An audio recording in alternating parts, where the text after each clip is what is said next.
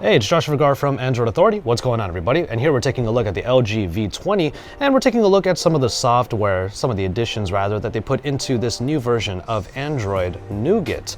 Yes, Nougat is the software you get on here. The V20 is going to be the first phone that gets it, and as you can already see from the home screens, not a whole lot has changed actually. After all, this is still LG's UI, and you get some of these stretchy icons on the home screens, very reminiscent of past versions of the GUI, and from there, we do have the app drawer enabled, thankfully, but when we first got our hands on this device, it didn't have an app drawer, but it's still available as a download from the LG Smart World application. Now, looking at the home screens, we do have the ability to change up the widgets, the apps, and the wallpapers, of course, but that's something that you probably expected from there already. But there's going to be a change in the notification dropdown, as it has the sleeker look of the Nougat notification dropdown. It is also able to be edited, so you can edit the positioning of all the different elements, and there's plenty of them inside of the notification dropdown, so there's a lot of options to really work with. We have all of the usual toggles for settings like Bluetooth, Wi-Fi, NFC, and all that, but we also have this right here, the Hi-Fi Quad DAC. Now, this can only be toggled if you have headphones or music playing through the speakers, but mostly for headphones. And right next to it is Capture Plus. Capture Plus, you could say, is the LG V20's, let's say, version of the screen memo from the Samsung Galaxy Note 7. And of course, we don't work with a stylus here, but if we hit Capture Plus, I'm still editing, and Capture Plus, you'll be able to take a screenshot of everything that is currently displaying and be able to write on it and edit it in this particular fashion. Now, just to have a little bit of fun here, I will go into the settings and bring up the Easter egg. Of course, you go to About Phone, head over to the software info, and tap the Android version a bunch of times, and you get the Android Nougat N.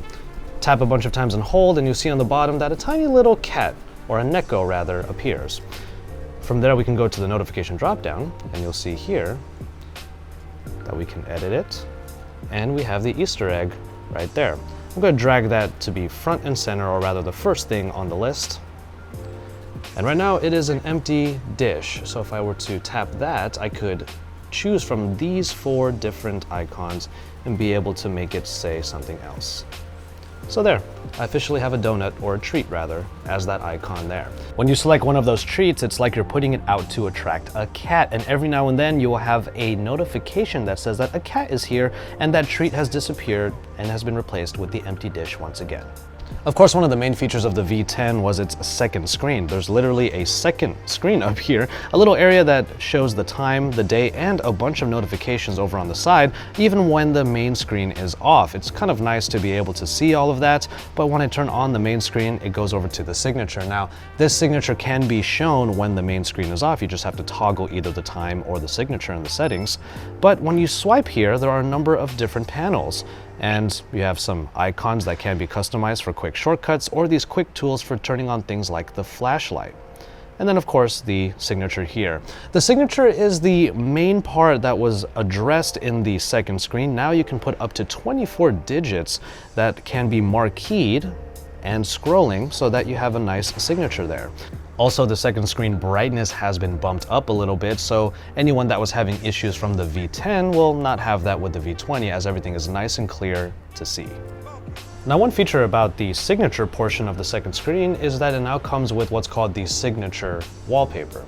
If I were to change this here and I keep the same signature, I can hit save, and I'll get this notification that says that the first character of the signature can be made into a lock screen wallpaper. Now, it only changes the lock screen wallpaper, so in this case, for my signature that says the next moment, it will create a T that can be customized in a number of different ways. So if we take a look at that, there's a T there. You can also have different backgrounds, a T for that, and it's a lowercase t, so you can see how it has this serif here on the bottom. So we'll go ahead and pick, let's say, that one there. And we'll set the wallpaper. And on the lock screen, it is definitely the signature T. From there, that's pretty much all that LG put into this version of Android Nougat. They actually didn't put too much of what they have in the past into this version of Android this time around, which is actually a good thing. It keeps things nice and simple, and with Android Nougat at the helm, you can be sure that a lot of the stock elements are there, which are always easy on the eyes. A few extra features are available, but they are the original Nougat features. For example, power saving is not being done by LG anymore, and multi-window now replaces the LG version of dual window that we had in the G line before.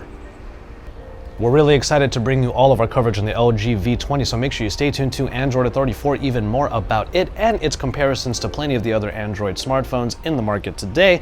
And from there, you can see all of our coverage on AndroidAuthority.com, and then stay here at the Android Authority YouTube channel because we are your source for all things Android.